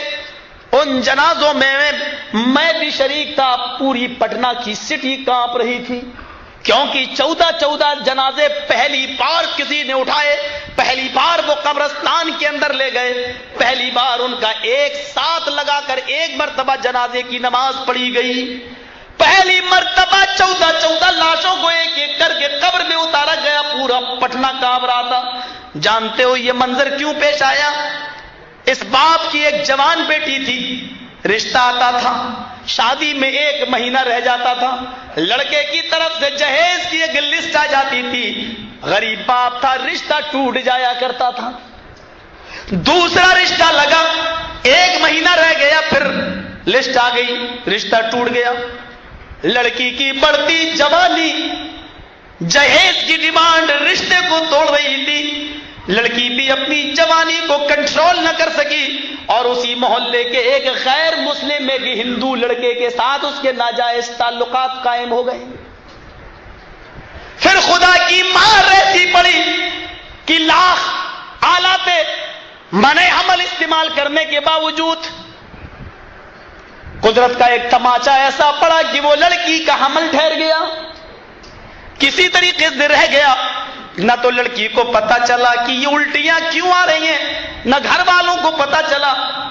اس کی ماں اس کو ہاسپٹل میں لے کر گئی، سرکاری ہاسپٹل اتنے قریب تھے کہ یہ پرائیویٹ ہاسپٹل میں علاج بھی نہیں ہو سکتا تھا۔ سرکاری ہاسپٹل کے ڈاکٹر نے کچھ رپورٹیں دی کہ یہ رپورٹ لے کر آؤ، بلڈ جانچ، پیشاب کی جانچ، فلاں جانچ۔ جب یہ ساری جانچیں سامنے آئی تو پیشاب کی جانچ سے یہ ثابت ہو گیا کہ لڑکی حاملہ ہے۔ کھا کی اس حال میں تو یہ ہونا ہی ہے، الٹیاں آنا ہے، لہذا جاؤ، کوئی گھبرانے کی ضرورت نہیں، حمل ہے، ماں بننے والی ہے۔ لڑکی کی ماں کے پیروں کے نیچے سے زمین سرک گئی۔ اسپتال میں اور بھی لوگ ہوا کرتے ہیں، دھیرے دھیرے یہ خبر جنگل کی آگ کی طرح پورے محلے میں، پھر پورے پٹنہ میں پھیل گئی۔ اب جہاں اس لڑکی کا بھائی نکلتا لوگ چڑھاتے، کتنی گرمی ہے اس کی بہن میں، ارے ہندو ہی ملا تھا، ہم لوگ کیا مر گئے تھے، اس طریقے کے تانے مارے جاتے، لڑکی کے باپ کو بھی ستایا جاتا۔ ایک دن لڑکی کا باپ ان تانوں سے تنگ آ گیا اور اس نے ایک میڈیکل اسٹور سے زہر کی شیشی خریدی اور چپکے سے جب اس کی بیوی کھانا بنا رہی تھی تو پورا زہر اس پکتے ہوئے کھانے میں ڈال دیا، دروازہ اندر سے بند کیا، دسترخوان لگایا، کہا آج میری چھٹی کا دن ہے، سب بچے میرے ساتھ بیٹھ کر کھانا کھاؤ۔ سب بچوں نے، بیوی نے بیٹھ کر کھانا کھایا۔ تھوڑی دیر کھانا کھانے کے بعد پھر کیا ہوتا ہے، تھوڑی دیر کے بعد تڑپنے لگتے ہیں لوگ، لیکن دروازہ بند تھا، چیخ اور پکار کی آوازیں آ رہی ہیں، لیکن باہر سے اندر آئے کون، دروازہ تو اندر سے بند تھا۔ جب تک دروازہ توڑا گیا یہ 14 کی 14 لوگ مر چکے تھے، ان کا انتقال ہو چکا تھا۔ پولیس کو خبر دی گئی، پولیس آئی، ڈیڈ باڈی کو اٹھا کر پوسٹ مارٹم کے لیے لے جایا جاتا ہے۔ پوسٹ مارٹم کی رپورٹ یہ آتی ہے سب کو زہر دے کر مارا گیا ہے۔ 14 لاشیں ایک ساتھ اٹھی، میں ان جنازوں میں شریک تھا، اس مٹی میں شریک تھا۔ میرے بھائیوں یہ منظر میں نے اپنی نظروں سے دیکھا ہے۔ اگر جہیز کی ڈیمانڈ اور لسٹ اس لڑکی کے باپ کو نہ دی جاتی تو آج یہ لڑکی بھی زندہ ہوتی، آج اس کے باپ بھی خوشیاں منا رہے ہوتے، آج وہ نانا ہوتے، آج کوئی دادا ہوتا، یہ کسی کی ماں ہوتی، کوئی کسی کا بیٹا ہوتا۔ یہ 14 لاشیں اٹھی تو یہ دین ہے اس بدترین جہیز کی، یہ لعنت ہے اس بدترین جہیز کی۔ میرے بھائیوں جس کو آج جہیز فاطمہ کے نام سے یاد کیا جاتا ہے کہ اللہ کے نبی نے بھی اپنی بیٹیوں کو دیا ہے، حضرت فاطمہ کو دیا ہے، کیا جواب دو گے قیامت کے دن؟ کیا میرا نبی انصاف کا مرڈر کرنے والا تھا؟ کیا میرا نبی غیر عادل تھا؟ اپنی ایک بیٹی فاطمہ کو جہیز دے اور اپنی 3 بیٹیوں کو وہ کچھ بھی نہ دے۔ میرے بھائیوں کیا وہ غیر منصف تھا؟ کیا وہ انصاف کرنے والا نہ تھا؟ کیا اس کے دل میں بھی آ سکتا تھا کہ میں اپنی بیٹیوں کو کے درمیان انصاف نہ کروں؟ فاطمہ کو سب سے زیادہ چاہتا ہوں، سب سے زیادہ اسی کو دوں اور بیٹیوں کو محروم کر دوں، کیا یہ خیال نبی کے دل میں بھی آ سکتا تھا؟ یہ الزام لگانے والوں قیامت کے دن تم کیا جواب دو گے جناب محمد رسول اللہ صلی اللہ علیہ وسلم کو؟ یہ جہیز کی لعنت ہے۔ آؤ جہیز کی اس رو میں بدترین لعنت میں بہ رہے ہو تو میں آپ کو بتاؤں، ان موبائلوں سے جو غلط تعلقات قائم ہو رہے ہیں، لوگوں انسانیت کے ساتھ بتاؤ کہ آج ان موبائلوں کا مس یوز ہو رہا ہے یا نہیں ہو رہا ہے؟ میں ایک بات انڈیا میں کہتا ہوں، آپ کو بھی کہتا ہوں، میری اس بات کا انڈیا کے لوگوں نے برا نہیں مانا، شاید ہو سکتا ہے کہ آپ بھی برا نہ مانیں، اور مانے تو میری بلا سے مجھے کوئی پرواہ نہیں۔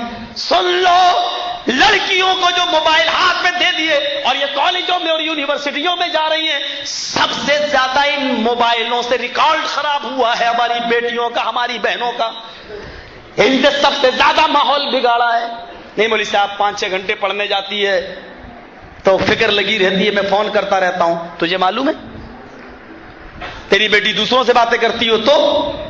نہیں صاحب اس کے پاس تو بیلنس ہی نہیں رہتا، وہ کرتی نہیں، میں تو دیکھتا ہوں لمیٹڈ 5-6 روپیہ رہتا، بس صرف 5-6 روپیہ۔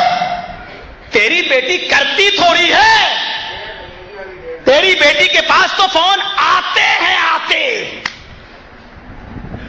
لڑکیاں کبھی فون نہیں کرتی ہیں، لڑکیوں کے پاس فون آتے ہیں،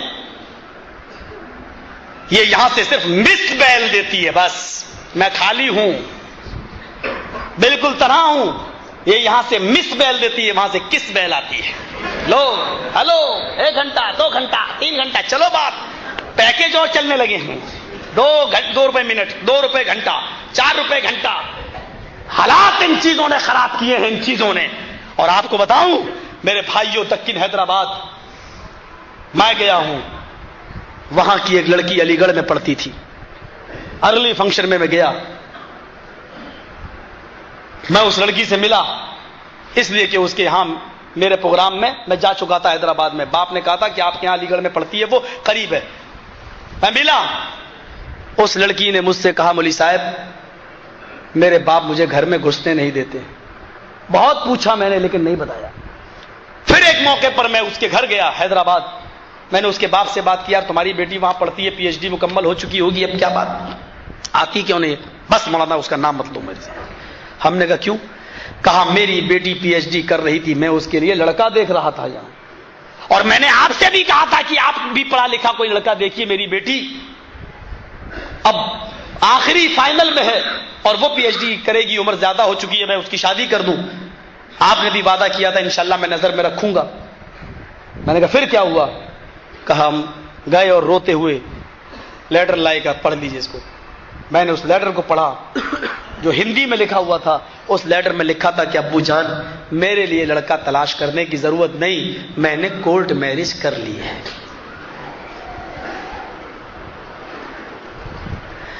3 سال گزر گئے, 4 سال گزر گئے, اس لڑکی کی شادی میں ہوئی. اس لڑکا ہندو تھا. ایک موقع پر میرا پروگرام امرتسر میں ہوا, اشتہار لگے ہوئے تھے. اس لڑکی کو کسی طریقے سے پتہ چل گیا کہ مولانا جرجی صاحب آ رہے ہیں. اس نے مجھے فون پہ بات کی. اس وقت میرے گھر میں وہ فون رکھا ہوا تھا جو ڈبے کی شکل میں لینڈ لائن. میں نے کہا میں تم سے نہیں مل سکتا. اس نے مجھ سے کہا یہ میرے گھر کا نمبر ہے, مولانا آپ کو اللہ کا واسطہ 10 منٹ کے لیے آپ مجھ سے مل لیجیے, لیکن میرے گھر نہ آئیے, میں تنہائی میں آپ سے ملنا چاہتی ہوں, میں اپنے درد بھری ایک داستان آپ کو سنانا چاہتی ہوں. بہرحال میں نے اپنے جماعت کے لوگوں سے, ان اہل حدیثوں سے مشورہ کیا کہ ایسی ایسی بات ہے. ان لوگوں نے کہا بہت اچھی بات, اگر ہندو لڑکا ہے اور لڑکی مسلمان ہے اور وہ آنا چاہتی ہے, کچھ بات کرنا چاہتی ہے تو شوق سے. میں نے کہا فلاں کے گھر پہ آ جاؤ, ایڈریس اس کو دیا اور وہ بیچاری چلی آئی. کہتی مولوی صاحب کسی طریقے سے میرے باپ کو راضی کر لو, میرے باپ کو منا لو, میں لڑکا چھوڑنے کے لیے تیار ہوں. میں نے کہا وجہ کیا ہے؟ مولانا میں نے نکاح تو کر لیا جوانی کے جذبات میں, کہ لڑکا اس نے پہلے وعدے کیے تھے مجھ سے کہ میں تمہارے ساتھ ایسا کچھ نہیں ہونے دوں گا, تم اپنی نماز پڑھنا, روزے رکھنا. لیکن جب سے میں یہاں آئی ہوں نہ یہ مجھے نماز پڑھنے دیتا ہے نہ روزے رکھنے دیتا ہے. میرے کمرے میں اس نے گणیش کی مورتی بھی لگا رکھی ہے, پوجا کرتا اور مجھے بھی مجبور کرتا ہے. میں منع کرتی ہوں, چھپ چھپ کر کبھی میں روزے رکھ لیتی ہوں کہ نماز تو پڑھنے نہیں دیتا کہ میں روزے رکھوں. رمضان کا مہینہ آتا ہے تو یہ آزماتا ہے کہ دیکھیں یہ روزے سے ہے یا نہیں. تو یہ دن میں بھی مجھ سے ہم بستری کرتا ہے, دن میں بھی مجھ سے ملاقات کرتا ہے. میری آئے مولانا مجھے صرف اس بات کی فکر ہو رہی ہے, صبح کا بھولا شام کو گھر آ جائے, بھولا ہوا نہیں کہتے. مجھے اس بات کی فکر ہو رہی ہے کہ کہیں اس کے گھر میں مجھے موت نہ آ جائے, 2 گج زمین بھی مجھے دفن ہونے کے لیے نہیں ملے گی, اور مجھے ان ہندوؤں نے اپنی آستھا اور عقیدے کے مطابق لکڑیاں جلائیں گے اور میری چتا جلا دیں گے, میری لاش جلا دیں گے. میں مرنا چاہتی ہوں تو اسلام پر, ایمان پر اور دفن ہونا چاہتی ہوں تو میں قبرستان کے اندر میں اپنے باپ سے معافی مانگنے کے لیے تیار ہوں, لیکن میرا باپ اپنی جیت زندگی میں میری شکل دیکھنے کے لیے تیار نہیں. میں نے 10 بندے تیار کیے امرتسر سے, اس میں 2-4 مولانا بھی تھے. میں نے ٹکٹ بنوایا, ان کو لے کر پہنچا. 3 دن لگے لڑکی کے باپ کو منانے میں, لیکن الحمدللہ کامیابی مجھے ملی. لڑکی کے باپ کو سمجھا لے گئے, حیدرآباد کے لوگوں کو بھی میں نے سمجھایا, ان کو بھی بلایا اور پوری باتیں بتائی. میں نے کہا پھر کیا چاہتے ہو کہ آپ کی بیٹی جہنمی بن جائے؟ آ جانے دو اس کو, نکاح ہی نہیں, جب ہندو لڑکے کے ساتھ کورٹ میرج نہیں تو طلاق کی ضرورت بھی نہیں. آپ اس سے کہیے کہ اس کو بلا لیجیے اور جہاں آپ چاہیں گے اس کا رشتہ کرا دیجیے. یہ زندگی اس کے ساتھ جو گزر رہی ہے وہ بہت گھٹ رہی ہے. بہرحال لڑکی کے باپ تیار ہوئے اور پھر ایک پلاننگ کے تحت اس لڑکی کو باہر نکالا گیا اس کے گھر سے اور ٹرین پہ بٹھا کر لایا گیا. اس لڑکی نے وہاں آنے کے بعد کورٹ میں یہ بیان دے دیا. اس میں لڑکے نے, ہندو لڑکے نے ہم لوگوں کے خلاف کیس دائر کیا. لڑکی نے بیان دیا اپنی مرضی سے شادی کی ہے. اب اب یہ مجھے نہ نماز پڑھنے دیتا نہ روزہ رکھنے دیتا ہے، میں اس کے ساتھ رہنا نہیں چاہتی ہوں۔ لڑکی کے بیان کے مطابق طلاق نامہ کورٹ سے بھی مل گیا۔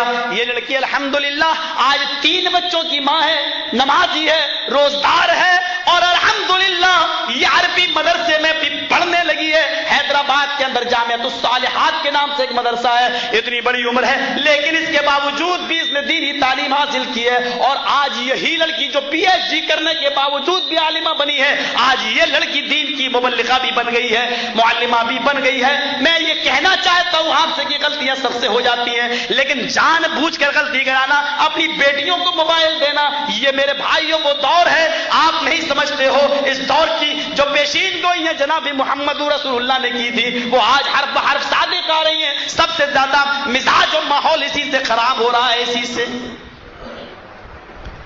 اس واقعے کو یاد کرو کہ کلکتہ کی وہ لڑکی جس کے رشتے بار بار جہیز کی ڈیمانڈ کی وجہ سے ٹوٹتے جا رہے تھے، ایک دن حیدرآباد کا ایک لڑکا بغیر جہیز کے شادی کر کے لے آیا۔ 5 دن اس نے حیدرآباد میں اپنے ساتھ رکھا، اور پھر 5 دن کے بعد حیدرآباد کی ایک بہت بڑی 5 اسٹار ہوٹل میں 20,000 روپے میں نیلام کر دیا، بیچ دیا۔ یہ لڑکی جس نے کبھی غیر مرد کا چہرہ بھی نہیں دیکھا تھا، آج یہ کسٹمر اس کو اپنے بستر پہ اپنے نیچے لانے لگے، درندے بن گئے، اس کی عزت و آبرو سے کھیلنے لگے، اور یہ چیختی رہی، چلاتی رہی۔ ایک مسلمان بھی آیا، وہ بھی اس کے جسم کا سوداگر تھا، لیکن نہ جانے اس لڑکی کے آنسوؤں سے اس کے دل میں کیسا رحم آ گیا، اللہ یہ اسباب نکالتا ہے۔ بہرحال اس لڑکی کی اس نے درد بھری داستان سنی۔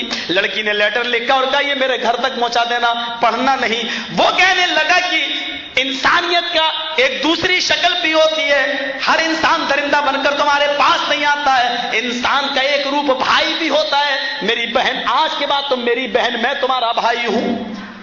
اس نے لیٹر لیا، چل دیا، کہا کہ تم میں نکالوں، کہا نہیں پہلے یہ لیٹر دے دو۔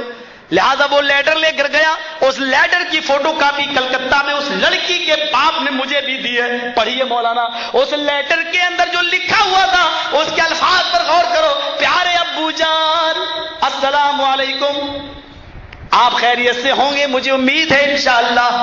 رہی میری خیریت تو سنیے میں بتاتی ہوں۔ آئے ابو جان، آپ بڑے خوش ہوں گے اس رشتے سے، کیونکہ آپ کا داماد فرشتہ ملا ہے بغیر جہیز کے جو مجھے شادی کر کے لے گیا ہے، لیکن میں یہ کیسے بتاؤں وہ فرشتہ نہیں، پرلے درجے کا شیطان ہے۔ 5 دن اس نے اپنے پاس رکھا اور اس نے 5 اسٹار ہوٹل میں مجھے بیچ دیا۔ آئے ابو جان آ جاؤ اور مجھے نکال لو۔ پھر کہتی ہے نہیں، اس ہوٹل کے مالک کے بہت وسیع تعلقات ہے، آپ کو لمبا کیس لڑنا پڑے گا،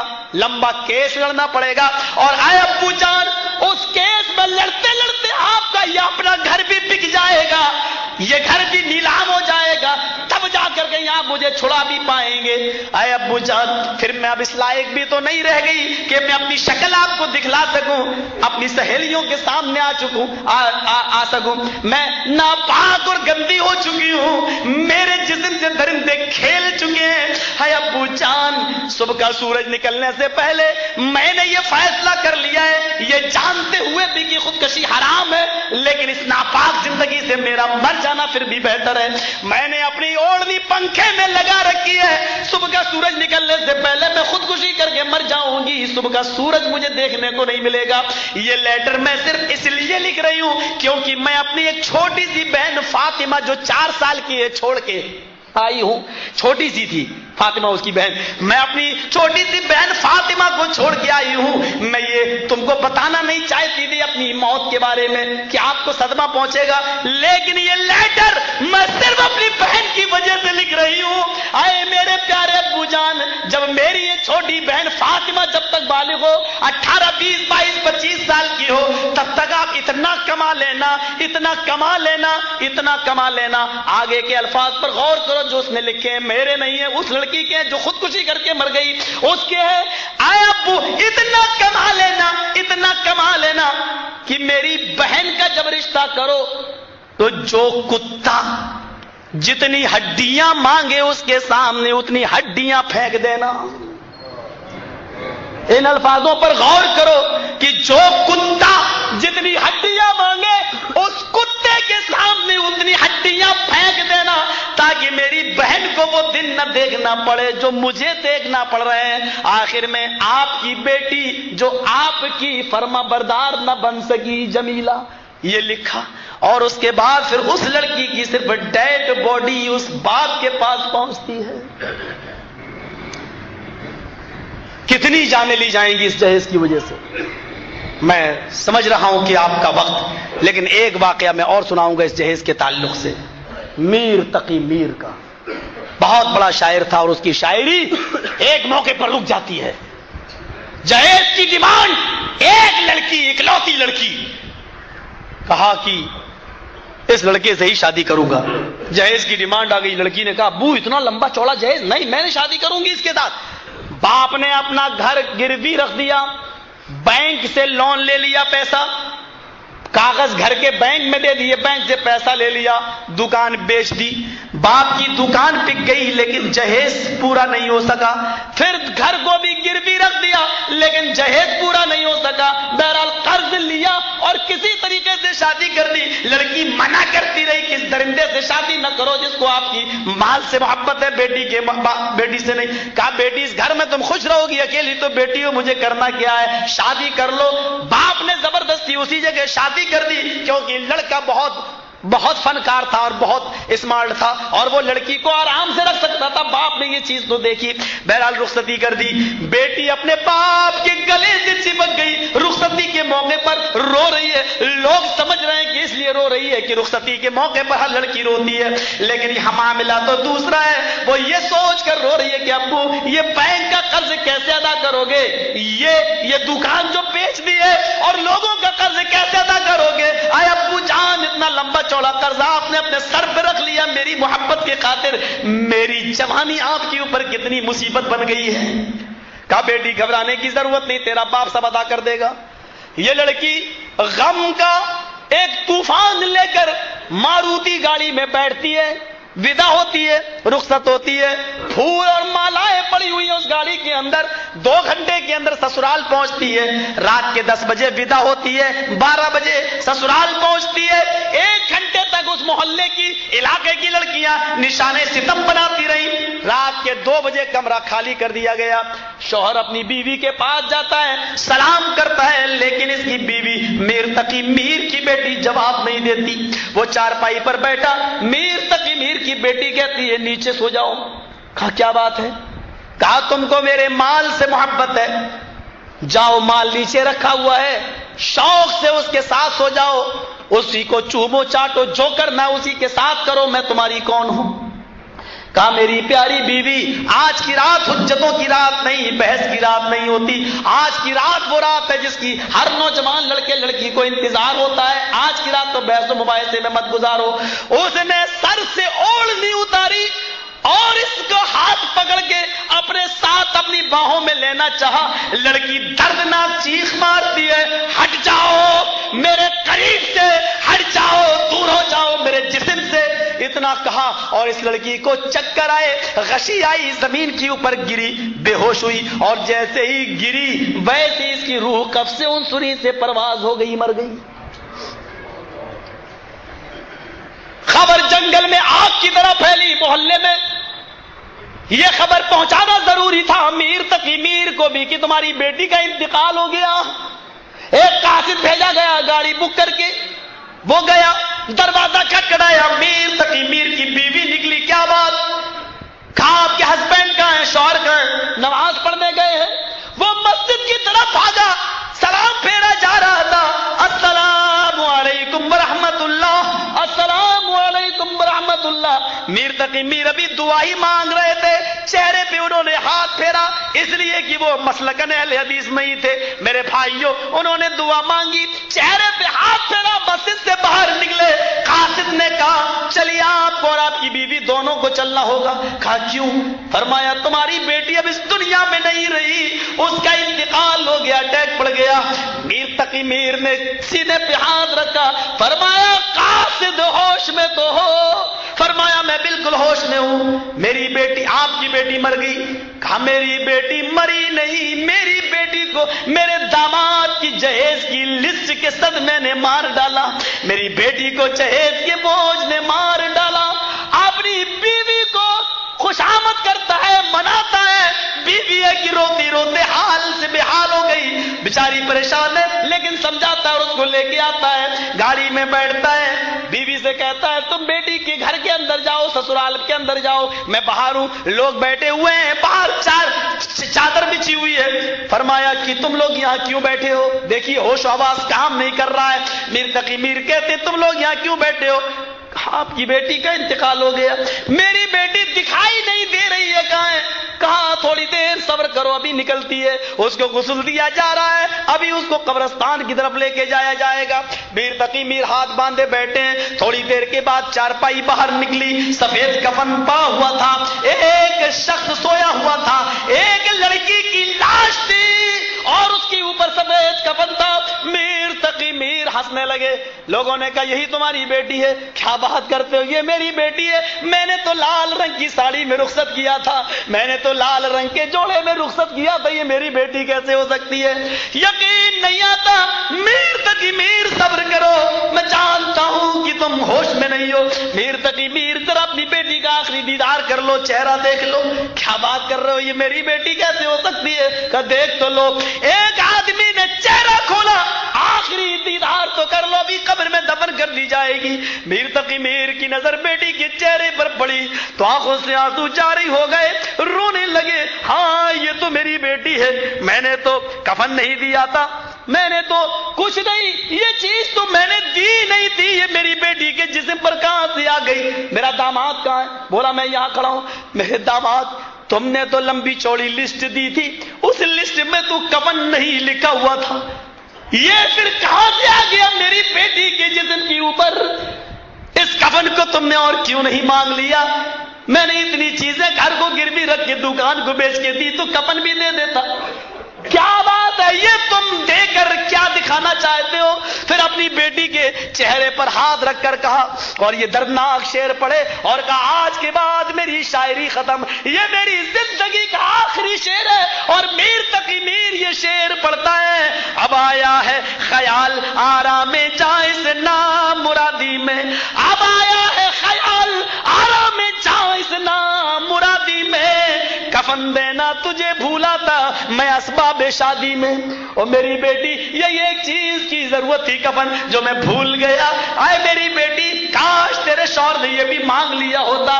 آئے میرے داماد, ساری چیزیں تو رکھے اور کفن میری بیٹی کو دے, مجھ سے یہ لے اور تو کفن دے. میری بیٹی تیرے دیے ہوئے کفن میں دفن نہیں ہوگی. اتارو یہ کفن. اپنی چادر اتارتا ہے, اپنی بیٹی کے جسم کو چھپاتا ہے اور کفن اتار کے پھینک دیتا ہے.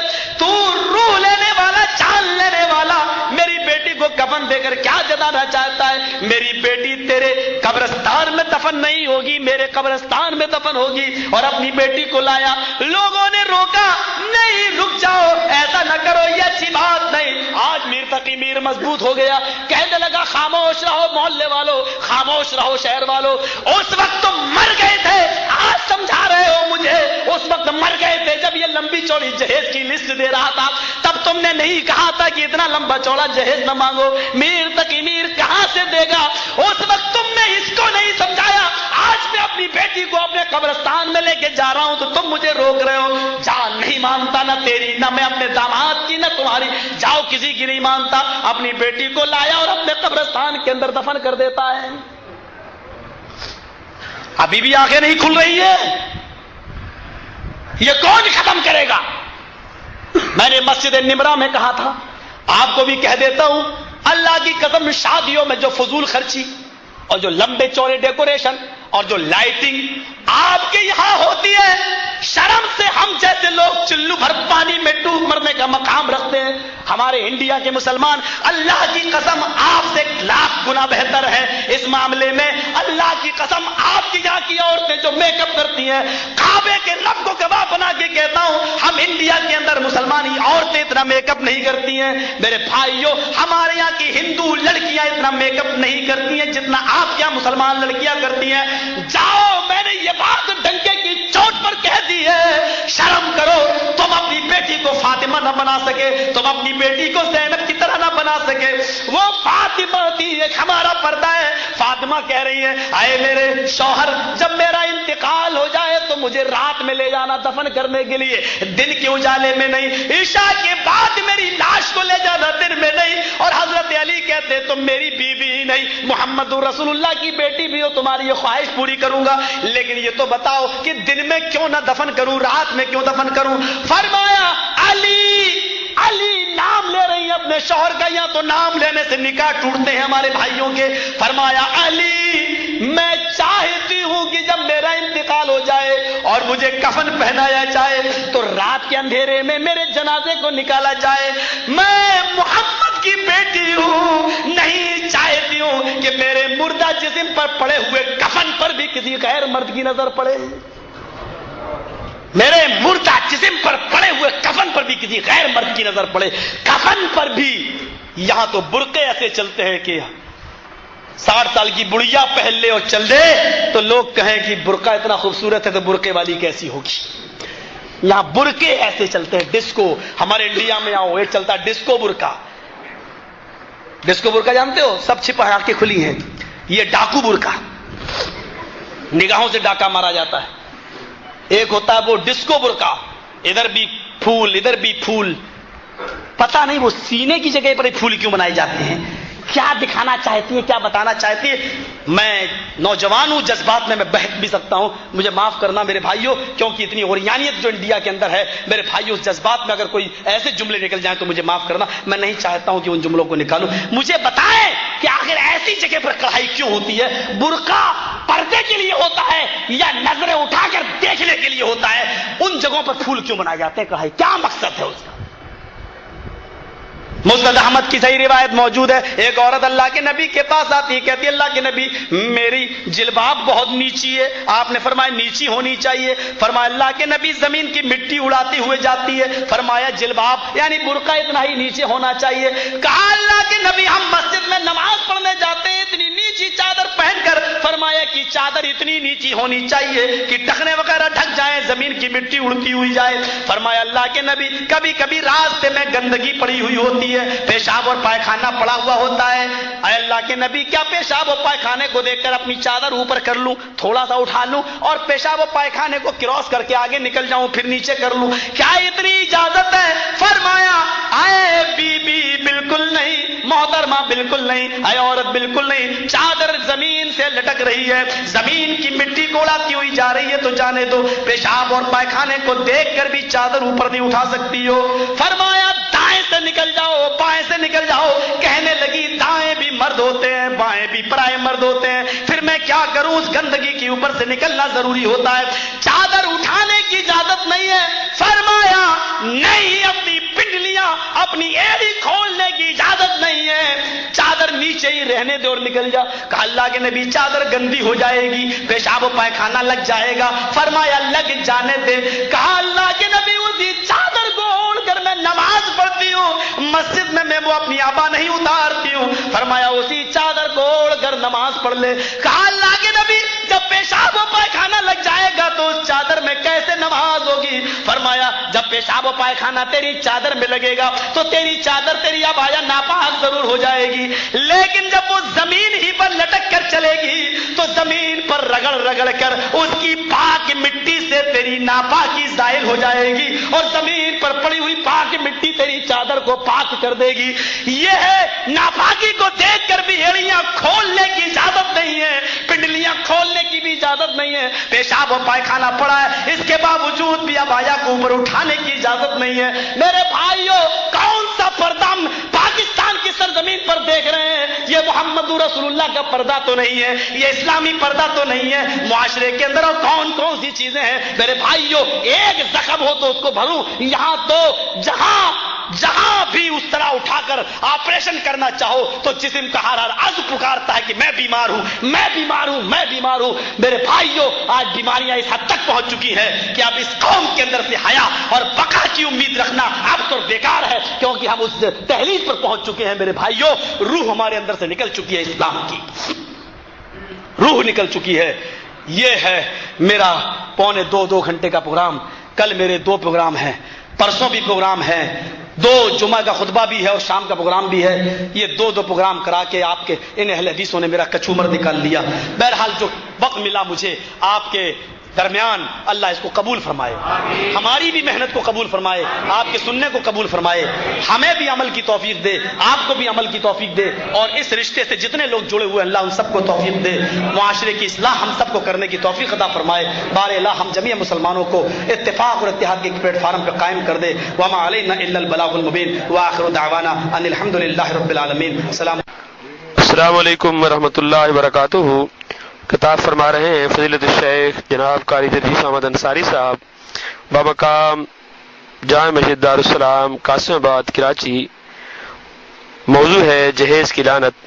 مورخہ 22 دسمبر سن 2010. یاد رکھیے اسلامی کیسٹوں کا مرکز سلفی کیسٹ سینٹر، منظور کالونی، گجر چوک، کراچی.